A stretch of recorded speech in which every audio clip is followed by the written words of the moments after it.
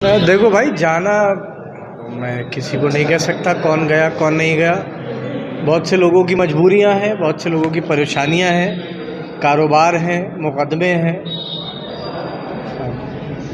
हमारे पास वो washing machine नहीं है जिससे लोगों के दाग धुल सके। भाजपा के पास है, वो अपनी वॉशिंग मशीन का इस्तेमाल कर रहा है। इसके अलावा तो भाजपा में अभी पूरे मंत्रालय ने यहाँ डेरा डाल रखा है रामपुर में, खुद मुख्यमंत्री भी आ रहा है, तो किस बात का उनको डर है इस बात? मैंने अभी एक बात मीडिया चैनल में इस बात को कहा कि जिस तरीके की चुनाव आयोग की परिकल्पना कल सुप्रीम कोर्ट ने की है परसों, अगर उस तरीके का चुनाव आयोग होता तो शायद लोकसभा का उपचुनाव आसिम राजा साहब 2 लाख वोटों से जीत चुके होते। और आज भी अगर उसी परिकल्पना का चुनाव आयोग हो जाए तो आसिम राजा साहब 50,000 वोटों से रामपुर की सीट जीतेंगे। लेकिन आज आप देख लें, कोई थानागंज, थाना कोतवाली, सिविल लाइंस थाना और जो अधिकारी हैं पुलिस के, उनके मोबाइल के कॉल रिकॉर्ड्स निकलवा के चेक कर लें। लोगों को फ़ोन कर रहे हैं कि या तो भाजपा में शामिल हो जाओ या थाने में शामिल हो जाओ, एक जगह शामिल हो जाओ। कमज़ोर आदमी, गरीब आदमी तो मजबूर है, क्या करेगा।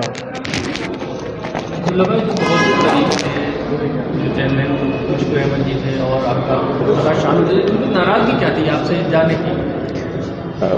अक्सर नाराज़गियाँ मजबूरियों के बाद पैदा होती हैं। जो नाराज़गी है वो मजबूरी के बाद पैदा होती है।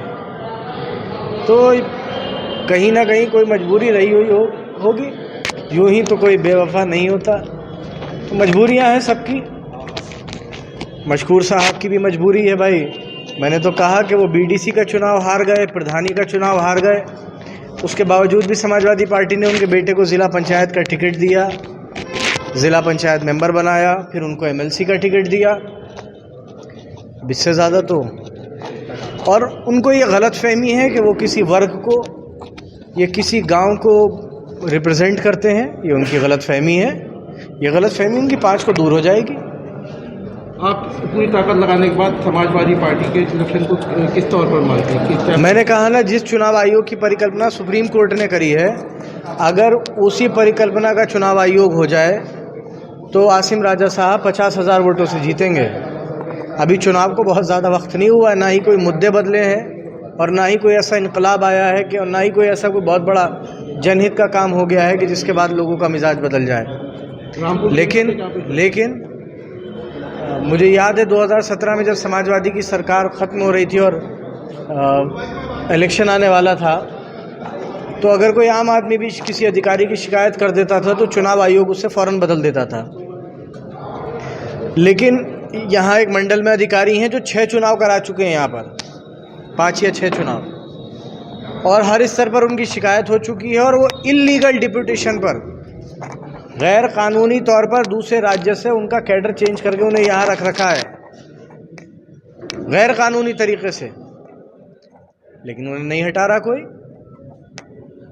तो चुनाव आयोग ने की जो परिकल्पना सुप्रीम कोर्ट ने जिसकी उम्मीद करी है वो अभी कुछ दूर है, क्या कह सकते हैं। चुनाव प्रचार प्रसार में किसी तरह से विश्वास? आज आपने फ्लैग मार्च देखा था? कितने लोगों को उठाया मालूम है आपको? कितने घरों में घुसे हैं पता है? पता कीजिएगा।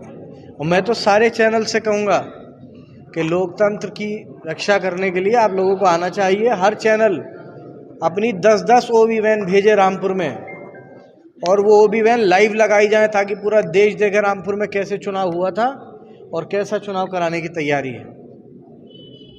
रामपुर के वोटर से क्या अपील करना चाहेंगे? आजम का 10 बार यहाँ का वोटर नहीं है, हमारे परिवार का शख्स है, उससे कोई अपील की ज़रूरत नहीं है। वो इस चुनाव को अपने चुनाव की तरह लड़ा रहा है। ये वो शहर विधानसभा है जब आजम खां साहब जेल में थे, तब भी 1,32,000 वोट दिए थे उन्होंने। इस तरीके से प्रशासन का रवैया चुनाव आयोग से आपने शिकायत की, उससे क्या होगा? आज तक क्या हो गया? क्या हो गया आज तक? एक सिपाही तो हटा नहीं, क्या हो जाएगा उससे? मतलब भाई जिस तरीके से आदम भाई की विधायक की गई, उसके बाद वोटर लिस्ट से भी नाम उसको किस नजरिए से देख रहा है क्या? मेरा नज़रिया क्या कहता है इससे फ़र्क नहीं पड़ता, ये देश को देखना होगा। जिस तरीके से वो फैसला आया, सच आप भी जानते हो और सच मैं भी जानता हूँ। बस कुछ बातें जो ज़बान पर ना आए वो बेहतर है। लोगों का इंस्टीट्यूशंस में जितना भरोसा रह गया है वो बचा रहे।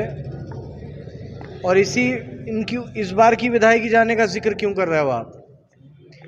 2019 में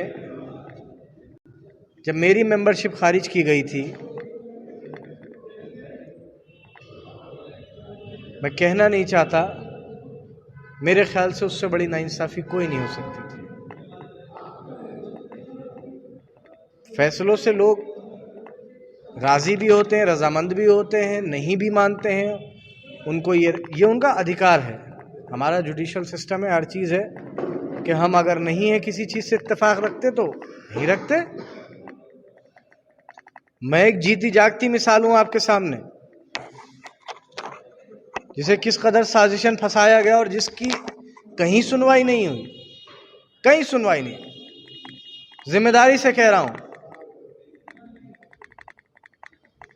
लेकिन मैंने कभी फैसलों के खिलाफ मुंह नहीं खोला, कभी नहीं कहा। लेकिन आज आपके सामने कह रहा हूं कि जितनी ज्यादती उस मामले में मेरे साथ हुई है, शायद ही किसी की हिंदुस्तान के इतिहास में हुई। मैंने कहा, एक यहीं पर मीटिंग हो रही है कि मैं अपने मालिक को हाजिर नाजिर जानकर कहता हूं